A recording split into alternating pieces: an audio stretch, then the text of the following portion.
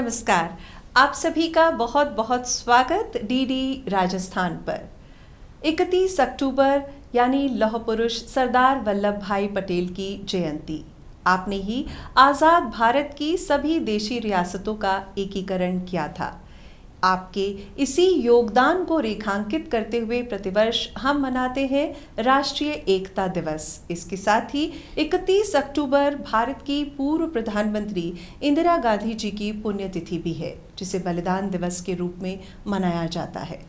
राष्ट्रीय एकता यूं तो ऐसा विषय है जिस पर बिना किसी पृष्ठभूमि निर्माण के बार बार निरंतर बात किए जाने की ज़रूरत है। और यूं तो कश्मीर से कन्याकुमारी तक, गुजरात से लेकर अरुणाचल प्रदेश तक पूरा देश एक सूत्र में बंधा हुआ है। फिर भी ऐसे बहुत से कारक हैं जो राष्ट्रीय एकता में बाधक हैं। इसी विषय पर बातचीत करने के लिए दर्शकों आज हमारे साथ मौजूद हैं कर्नल राजेश भूकर। आपका बहुत बहुत स्वागत है। आपने भारतीय सेना में 2 दशक से भी अधिक समय से सेवाएं दी है। लद्दाख जैसे दुर्गम क्षेत्र में आपने यूनिट कमांड की है और करगिल में आप स्टाफ ऑफिसर ऑपरेशंस रहे हैं। इसके अलावा आपने राजस्थान सरकार के सैनिक कल्याण विभाग में भी अतिरिक्त निदेशक के रूप में सेवाएं दी है। और इसके इतर अनुभव की बात करें तो आप कॉरपोरेट सेक्टर में मल्टीनेशनल कंपनीज से 1 दशक से भी अधिक समय से जुड़े हुए हैं।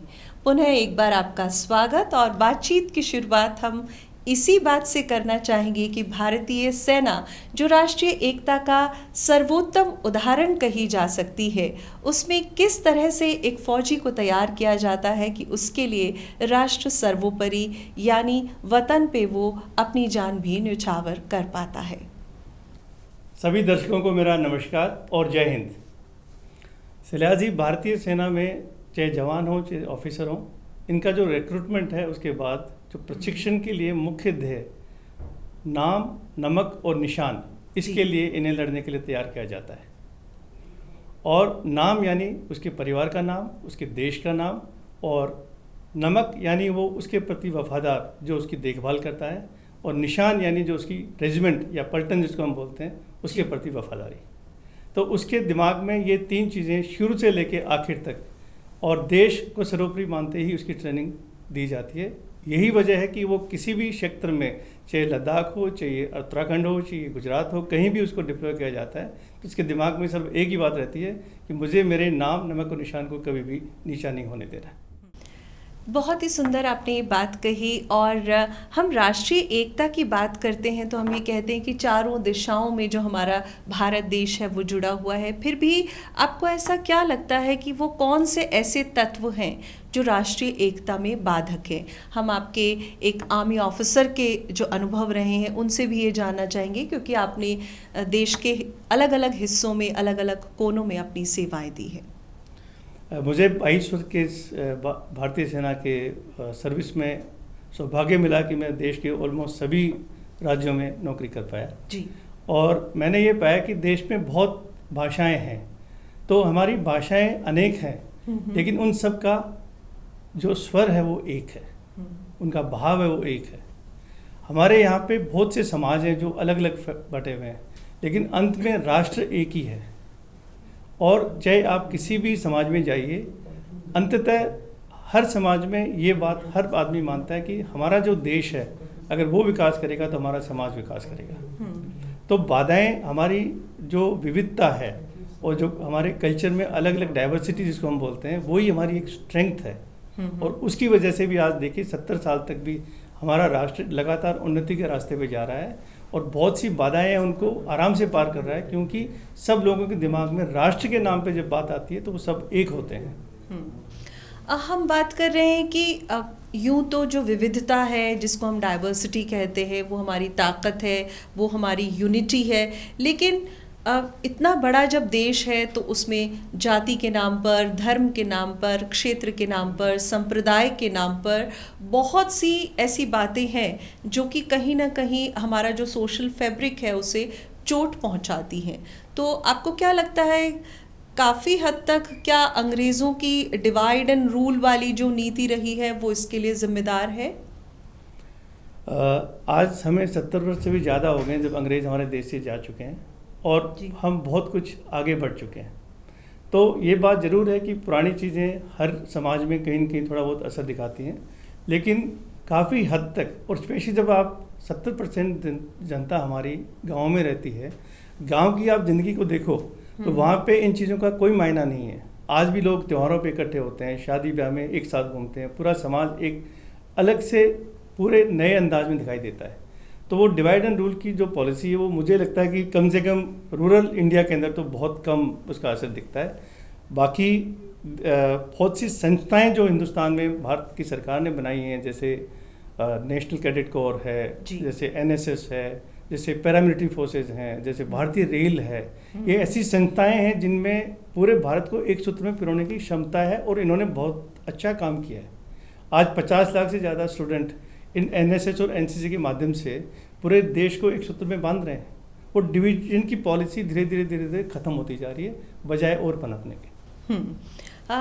इसी के साथ हम ये भी बातचीत करना चाहेंगे कि चाहे स्पोर्ट्स का मैदान हो, खेल का मैदान हो, ये जुनून तो अलग ही नज़र आता है और पूरा देश ऐसा लगता है कि वाकई एक धागे में पिरोया हुआ हो।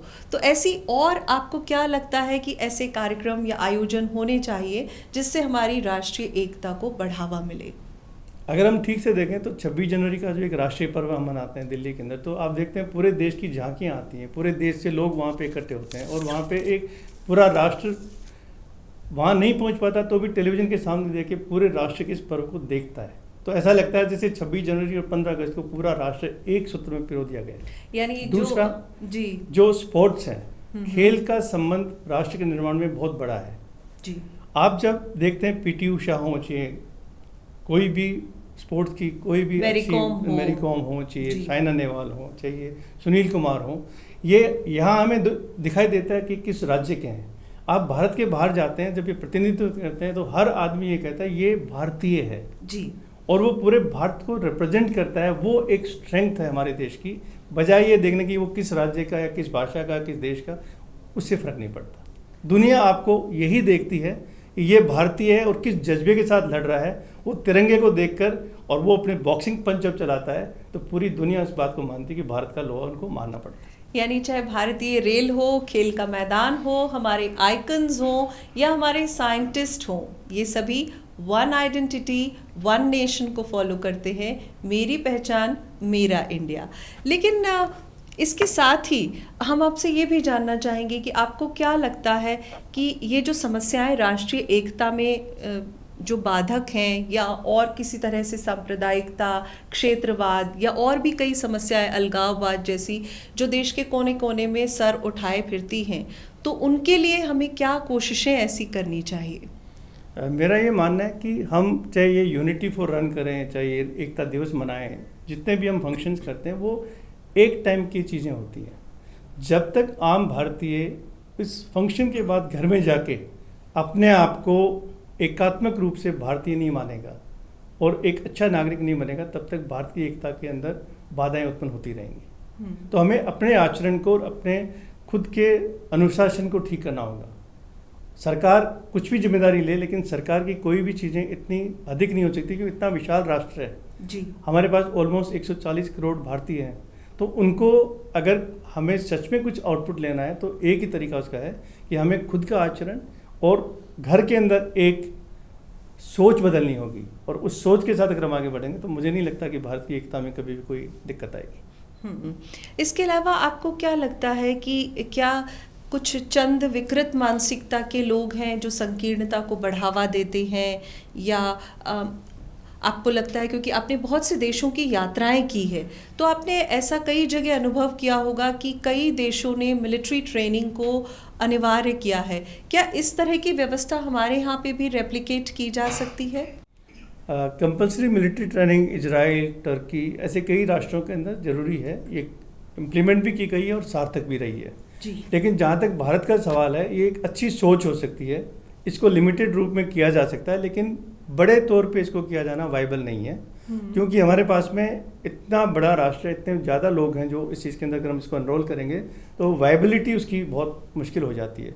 तो उसको एक लिमिटेड रूप में किया जाए तो शायद ये एक बेहतर प्रयास होगा और अच्छा होगा। इसके साथ ही एक पॉइंट और करना चाहूँगा, जैसे भारत की सेना ने अभी महिलाओं के लिए कमीशन देना शुरू किया है और उनको जवानों में भी लेना शुरू किया है जी। तो मैं ये कहना चाहता हूँ कि भारत में आधी आबादी महिलाओं की है। जब तक हम उनको समानता और उनका अधिकार नहीं देंगे तब तक एकात्मता की बातें मेरे हिसाब से खोखली रहेंगी। क्योंकि आधी पॉपुलेशन को अगर आप अलग कर दोगे, उसके बावजूद उनको हक नहीं दोगे, तो वो एकता भी अगर होगी तो वो टेम्पररी एकता होगी। परमानेंट एकता तभी होगी जब ये दोनों पुरुष और महिला इकट्ठे एक साथ आगे बढ़ेंगे। और आपसे हम ये भी बात करना चाहेंगे कि आपने देखा है जो हमारा देश है वो कॉम्पोजिट परंपराओं वाला देश है, साझी परंपराओं वाला देश है, तो मेल जोल को बढ़ावा देने वाले आयोजन और कौन कौन से होने चाहिए? या कहीं ऐसा तो नहीं है कि आर्थिक युग में ये सारी बातें हाशिए पर चली गई हैं? हम सब बहुत इंडिविजुअल होते जा रहे हैं और अपनी व्यक्तिवादी सोच हम पर हावी होती जा रही है। हम किसी भी राष्ट्र के विकास में औद्योगिक और इकोनॉमिक डेवलपमेंट बहुत बड़ी चीज़ है जी। और उदारवाद भी आजकल बहुत ज़रूरी है। धीरे धीरे आपको ग्लोबल सिटीजन बनना पड़ेगा जी। लेकिन जब तक आप अपने खुद के देश में आर्थिक विषमता को कम नहीं करोगे या उसको कंट्रोल में नहीं रखोगे तब तक ये यूनिटी आना इतना आसान नहीं होगा। दूसरी बात, हमारे पास में हमारा कल्चर और हेरिटेज बहुत बड़ी चीज़ है। हर राज्य की अलग अलग परंपराएं, अलग अलग कल्चर है, अलग अलग संस्कृति है। जब इसका हम अखिल भारतीय आयोजन करके और इसको जब बाहर ले जाते हैं तो बाहर लोग ये नहीं देखते कि कुचिपुड़ी कहाँ का डांस है या कथक कहाँ का डांस है, भंगड़ा कहाँ का डांस है, पंजाब का डांस है। वो ये मानते हैं ये भारत की संस्कृति है। तो उस भारत की संस्कृति को आपको और विकसित करना होगा ताकि हमारा देश फिर दोबारा एक साथ पिरोया जा सके और एक दिख सके और एक हो सके।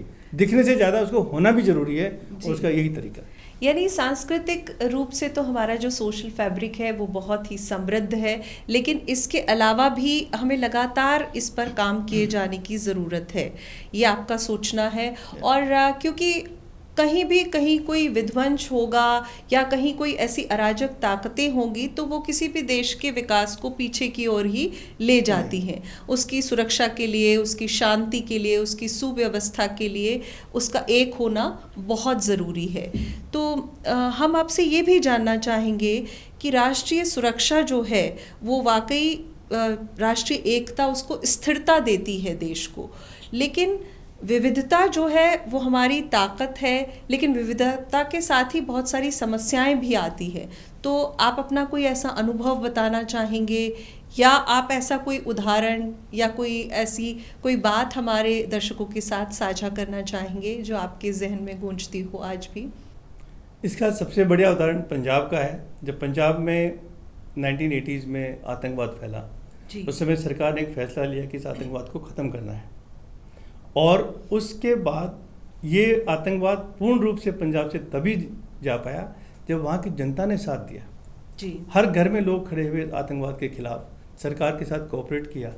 तो आपने फिजिकल यूज ऑफ फोर्स से एक रास्ता दिखाया, लेकिन एक्चुअल रिजल्ट तभी मिलते हैं जब आपके साथ जन समर्थन हो और लोग आपके साथ उस मुहिम में जुड़ें, तब वो चीज़ का हासिल करना संभव है, नहीं तो मुश्किल है। जैसे मैंने बताया कि देश एक विशाल देश है जी। उसकी फिजिकल ज्योग्राफिकल बाउंड्री को इंडियन आर्मी सेफ रख सकती है, सिक्योर कर सकती है। चाइना से हो, चाहे पाकिस्तान से, किसी भी दुश्मन से लड़ सकती है। लेकिन अगर आपको इसको राष्ट्र निर्माण करना है तो भावनात्मक रूप से 140 करोड़ भारतीयों को एक करना होगा। उनकी सोच को एक करना पड़ेगा। उनके विचार अलग अलग हो सकते हैं, लेकिन उनको मुद्दों पे एक मत लाना पड़ेगा। और एक तरीका जी, बहुत ही सुंदर आपने बात कही कि हमें उसके भावनात्मक पहलू पर भी काम करने की बहुत ज़रूरत है। राष्ट्र निर्माण की अगर हम बात करें, और इसमें हमारे जो लेखक हैं, कवि हैं, हमारा मीडिया है, इसके अलावा इवन बॉलीवुड या हम फिल्मों की भी बात करें तो वो एक बहुत अहम रोल इसमें मेरा ख्याल है प्ले कर सकती हैं। मैं थोड़ा सा पीछे जाना चाहूँगा इसमें कि 1965 में लाल बहादुर शास्त्री जी ने एक नारा दिया था, जय जवान जय किसान जी। बाद में इसको श्री वाजपेयी जी ने जय विज्ञान भी जोड़ा इसमें जी। तो आज विज्ञान की तकनीक बढ़ी है। जय जवान जय किसान के बारे में बात कर चुके हैं। भारत एक कृषि प्रधान देश है जहाँ पे 70% पॉपुलेशन इस बात पे निर्भर करती है कि वो कृषि के ऊपर अपनी जीवनी व्याप्त करती है जी। और वहाँ पे अभी भी एकता है जी। तो हमारा जो रास्ता है विकास का वो गाँव के रास्ते से ही जाता है। ये बात हमें बहुत बार कई नेताओं ने देश में कही है। चरण सिंह जी ने भी ये कहा था कि भारत का विकास इस गांव के रास्ते से जाता है। जहाँ विज्ञान का मामला है, जहाँ पे आपकी मीडिया है, जहाँ पे ये आपके मोबाइल जिनका इस्तेमाल आजकल इतना ज़्यादा हो चुका है, इसके दोनों इस्तेमाल हैं। अब ये एक परिवार को सोचना पड़ेगा, परिवार के मुखिया को सोचना पड़ेगा कि वो परिवार में कितना अनुशासन लाता है कि इसका इस्तेमाल सही हो रहा है या इस्तेमाल गलत हो रहा है। तो विज्ञान का जो असली इस्तेमाल जो देश को बहुत आगे ले जा सकता है, उसका जो कंट्रोल है मेरे हिसाब से परिवार के अंदर, परिवार के मुखिया, माता पिता जो भी बड़े हैं उनके हाथ में है, ताकि वो फ्यूचर जनरेशन को इसके सही इस्तेमाल की तरफ से मोड़ सके। कर्नल साहब, भारतीय सेना जो दुनिया की सर्वश्रेष्ठ सेनाओं में से मानी जाती है, उसमें ऐसी सर्वधर्म समभाव की क्या मिसाल होती है या इस तरह का क्या प्रबंधन होता है कि जो सभी को सर्वधर्म समभाव दिखाता है, समझाता है? शैलजा जी, जैसे मैंने आपको पहले भी बताया कि भारतीय सेना में कोई जात पात इन चीज़ों का कोई स्थान नहीं है, और किसी भी यूनिट के अंदर हर धर्म की पूजा होती है। जैसे कि अगर मैं मान लो किसी भी धर्म का हूँ और मेरे यूनिट में जवान सिख हैं तो मैं वहाँ पे गुरुद्वारा में भी पूजा करता हूँ, वहाँ पे मुस्लिम्स हैं तो मैं जाके मस्जिद में भी पूजा करता हूँ। तो एक सर्वधर्म स्थल हर यूनिट के अंदर तकरीबन तैयार होता है, जहाँ पे सारे धर्मों को बराबर मान के और हर एक अधिकारी उस चीज़ के अंदर पूजा में शामिल होता है। दूसरी बात, जब भी कभी राष्ट्रीय आपदाएं आती हैं तो आपने देखा होगा कि चाहे उत्तराखंड है, वहाँ पे साउथ इंडिया के ट्रुप्स भी हैं जी। अगर लातूर में कहीं भूकंप आया तो वहाँ पे दूसरे राज्यों के भी ट्रुप्स हैं। वो कभी ये नहीं सोचते कि मैं किस राज्य का हूँ या ये कौन सा राज्य है। वो ये सोचता है ये भारतीय है जिसे मुझे मदद करने की आवश्यकता है, और ये मेरा परम धर्म है, और ये मेरा सौभाग्य है कि मुझे आज इस विषम स्थिति के अंदर मुझे बुलाया गया है और मैं देश के काम आ रहा हूँ। इस सोच के साथ वो जवान काम करता है। लोगों को मैंने 48, मैं भी खुद उत्तरकाशी के अंदर भूकंप में कम से कम भी 1 महीने तक हमने वहाँ पे हम डिप्लॉय रहे हमारे यूनिट के साथ। वहाँ पे 48 घंटे तक, 6 घंटे तक लगातार बिना सोए जवान पैदल पहुँच के और राहत आगे आगे इलाकों में पहुँचाई जहाँ पे कोई पहुँच नहीं पाए। तो ये एक स्पेशलिटी है इंडियन आर्मी की कि यहाँ पर आपके दिमाग में कोई धर्म, कोई जाति, कोई भेदभाव कुछ नहीं आता है। आप सिर्फ ये सोचते हो कि मैं राष्ट्र के प्रति मेरा क्या कर्तव्य है, इस यूनिट के प्रति मेरी क्या ड्यूटी है, और मुझे उसी हिसाब से काम करना पड़ता है। जब हम राष्ट्रीय एकता की बात करते हैं तो एक भारत श्रेष्ठ भारत भी एक बहुत ही सुंदर पहल है। इससे हमें दूसरे प्रांतों के बारे में जानने समझने का, उनकी रीति रिवाज, उनकी संस्कृति को समझने का मौका मिलता है। तो आपका क्या अनुभव रहा है इसे लेकर? शैलजा जी, मेरे 22 साल में से 8 साल मुझे उत्तर पूर्व भारत में बिताने का मौका मिला जी। मैं आपसे सिर्फ इतना ही कह सकता हूँ कि नॉर्थ ईस्ट इंडिया में जो भारत है वो, वहाँ के लोग हमसे भी ज़्यादा भारतीय हैं। वो किसी भी तरीके से हमसे अलग नहीं है। वो देश के प्रति उतनी भावनाएं रखते हैं और उतना ही आदर और प्यार उन लोगों में हमारे देश के प्रति है जो हमारे बाकी, हम बार बार कहते हैं कि नॉर्थ इंडिया या नॉर्थ ईस्ट इंडिया, ऐसा कुछ नहीं है। ऐसा लगता है कि नॉर्थ ईस्ट के अंदर शायद देश के प्रति ज़्यादा एक जागरूकता और ज़्यादा एकता है बजाय बाकी भारत के। हमें उनसे सीखना चाहिए इस मामले में। और दूसरी बात, जब जब भी भारतीय सेना के ऊपर कोई परिस्थिति में दिक्कत आई है, जैसे बालाकोट का हमला था या गलवान घाटी का किस्सा था, जब चीन और पाकिस्तान के द्वारा हमारे देश के खिलाफ कुछ गलत बात करी गई, तो पूरा राष्ट्र एक होकर सेना के साथ बिना किसी शर्त के खड़ा हुआ था, और इतना बड़ा प्रेशर एक क्रिएट किया गया, पूरी दुनिया में इस बात का लोहा माना गया कि भारतीय सेना ने जो एक्शन किया उसको पूरे देश ने सराहा, और पूरे देश ने इस बात को ये समझा कि आज जो आर्मी हर वक्त हमारे लिए रहती है, आज का मौका है हम इनके लिए इनके साथ खड़े हों। और इसके अलावा जो हमारे भारतीय संविधान के अगर हम ढांचे की बात करें तो उसका ढांचा भी जो है उसमें धर्म निरपेक्ष राष्ट्र की बात कही गई है, यानी हर व्यक्ति यहाँ पर अपने आप में स्वतंत्र है, अपनी मर्जी के अनुसार वो धर्म चुन सकता है। पर आपको क्या लगता है कि फिर भी धार्मिक उन्माद कई बार आगे आता है, और ऐसे में धर्म गुरुओं का आप क्या सोचते हैं कि क्या रोल है? भारत के जो संविधान निर्माता थे उनके दिमाग में एक चीज़ बहुत स्पष्ट थी कि इस देश को राष्ट्र बनाना है, इस देश के सभी नागरिकों को एक करना है और इसका विकास आगे बढ़ाना है।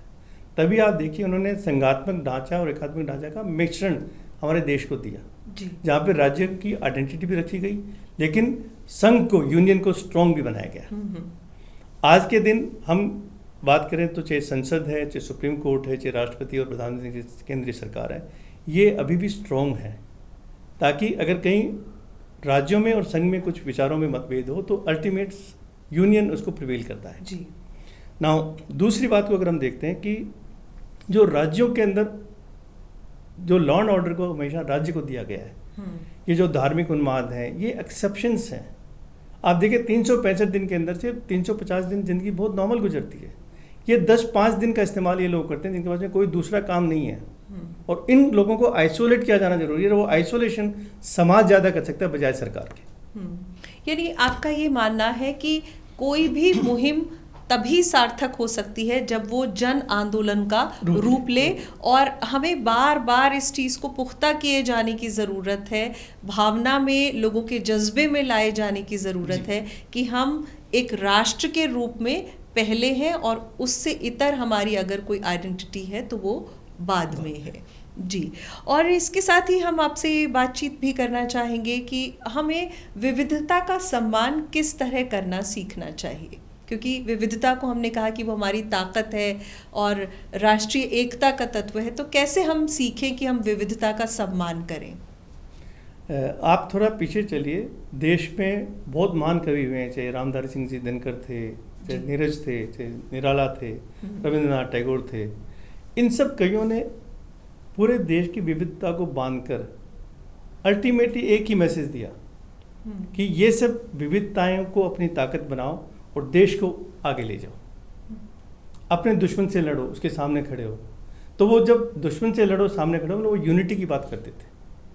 चाहे गांधी जी ने मेरे सपनों का भारत में बात कही हो, चाहे रविंद्रनाथ टैगोर ने जब where the mind is without fear की बात कही हो, वो सब यही चाहते थे कि देश का हर नागरिक एक हो और वो बिना किसी दबाव के, बिना किसी फिक्र के एक अच्छी ज़िंदगी जी सके, और वो नागरिक अपने आने वाली पुश्तों को एक और सुनहरा भारत आगे दे सके, ना कि उसके अंदर जो मिला उससे खराब करके उनको आगे दे सके। इसके अलावा आपको लगता है कि शिक्षा के प्रसार से भी हम काफ़ी हद तक इन समस्याओं पर काबू पा सकते हैं? शिक्षा का महत्व मेरे ख्याल से किसी भी समाज में विकास करने में सबसे अहम होता है। शिक्षक ही माता पिता के बाद वो तीसरा शख्स है जो भावी पीढ़ी का निर्माण करता है, और हमारे देश में शिक्षा पे काफ़ी जोर है, लेकिन एक थोड़ा सा कहीं न कहीं ड्रिफ्ट दिखाई देता है। तो उस ड्रिफ्ट को शायद सरकार ठीक करे, या आने वाली पीढ़ी उस चीज़ को समझेंगी कि शिक्षा का मकसद क्या है। आज हम शिक्षा का मकसद सिर्फ एक नौकरी पाने के हिसाब से देखते हैं, वो भी ज़रूरी है, लेकिन अगर आप शिक्षा का मकसद नौकरी पाने के अलावा थोड़ा सा आगे देखें और अपने समाज, विचार और खुद की उत्थान के लिए अगर आप देखेंगे शिक्षा को, तो शायद अगली पीढ़ी को ये बात समझ में आए कि शिक्षा बहुत ज़रूरी है और बहुत अच्छा राष्ट्र निर्माण में योगदान इसका आने वाली पीढ़ियों के लिए रहेगा।